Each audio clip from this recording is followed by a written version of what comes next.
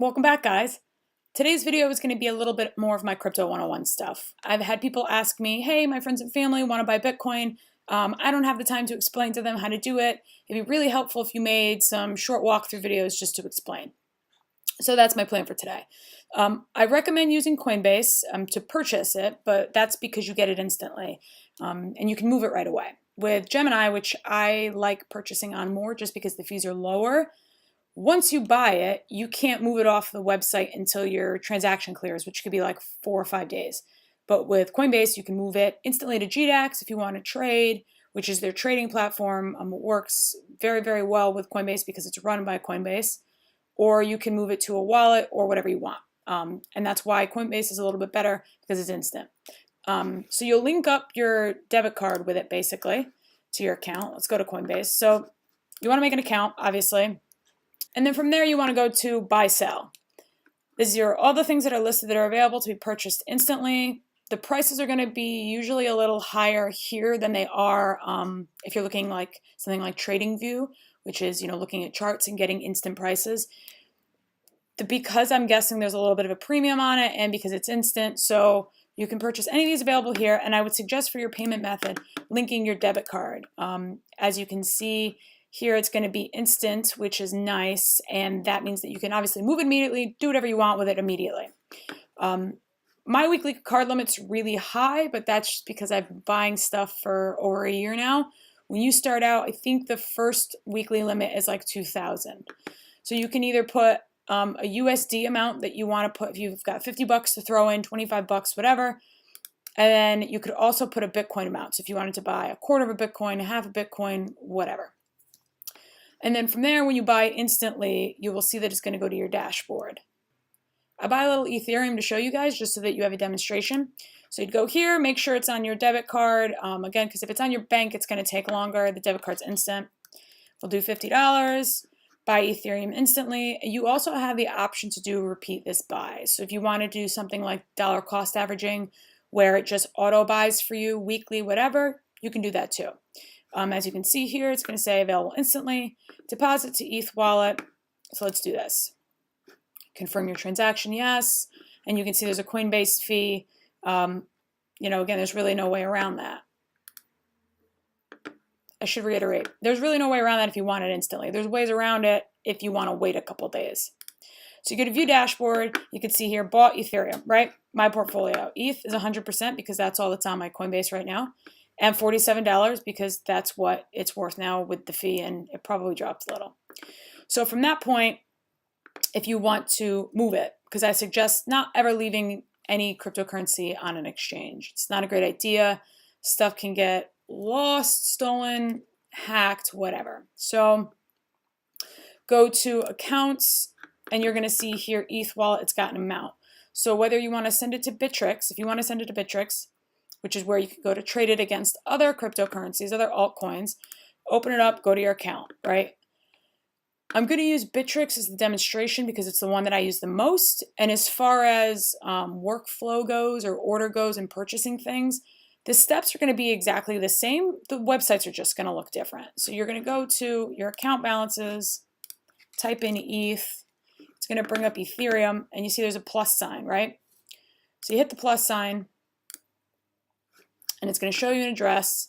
Now, what this is an address to deposit. There's two different addresses associated with crypto balances or crypto accounts. There's a public address and there's a private key. The public address is stuff that you can give out so that people can send you money, or you can move funds around in between your own accounts. And then a private key is essentially, think of it like a password. It's a password for your account. So if you give someone your private key to your Ethereum, it's like giving someone the password to your bank account. They're going to get in, they have access, they can move stuff around and take stuff. So private keys, the name gives it away, they should be private. And then the public addresses are what you're going to use to move stuff. So if I have just bought that Ethereum and I wanted to send it over here, you're going to copy this, go back over to Coinbase, send Ethereum, enter the ETH address. So the ETH address is what we just copied. You're going to put that here.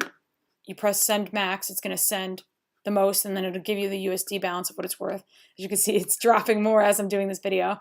And also, there's another network fee. Press continue.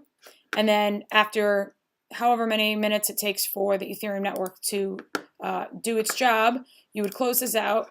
It would show up in pending deposits here. As you can see, I have pre-existing ones down here. Show up in pending deposits, and then eventually it'll show up in your available balance. Now, if you want to send it to a wallet, I use Exodus as my desktop wallet. I use it because I like that it holds a lot of stuff. But I have since purchased a Ledger Nano S, and I use that pretty much indefinitely. I have just about everything that it will hold on there. Makes me feel more comfortable that it's hidden and safe, and that I know where everything is. I have access to it. It's also kind of convenient if I want to travel, that I can bring it with me. Okay, so Exodus has a lot of available cryptocurrencies. As you can see, it says show hide. So I've hidden the ones that kind of are irrelevant for me, that I'm not going to hold on this wallet, or I don't have at all. My portfolio holds only Decred right now because it doesn't go on my ledger. But here, so if you go under Ethereum, you're going to press receive. And this is going to be your public address. So this is the address that you, again, would like to copy here. You go back to Coinbase. For ETH, you'd enter the address. Now, in the beginning, what I suggest you do is compare and contrast. Where's Exodus? There it is. So bring it back up and look at the digits and just double check to make sure that it is the right address, because there has been times where I've been running around and I've been transferring things and I'm copying and pasting addresses, and your finger slips and maybe you think you hit copy but you don't, and you've still got something on the clipboard from before. So just slow down a little bit and look, because it's very important that you have the right address, because if you don't, you're not going to be receiving what you send, and that would be a bummer. So you send that, so on and so forth.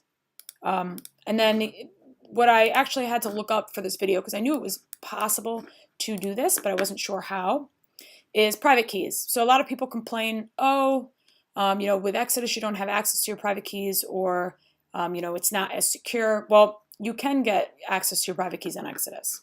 You're going to go to Exodus, Developer, Assets, and then under Assets is everything that you're going to need.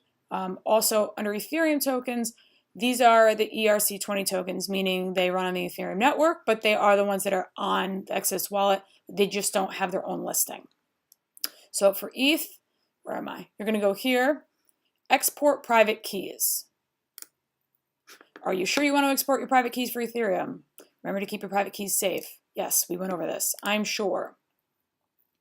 Success.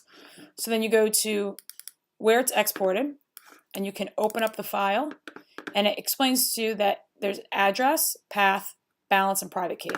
So this first number is going to be the address to that account. The path, my balance is 0, but in theory, I should have $46 worth of Ethereum in here if I had sent it to myself.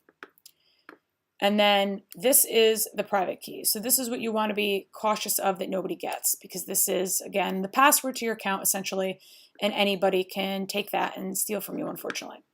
So that is for just moving Ethereum and moving it to Bittrex or moving it to different wallets.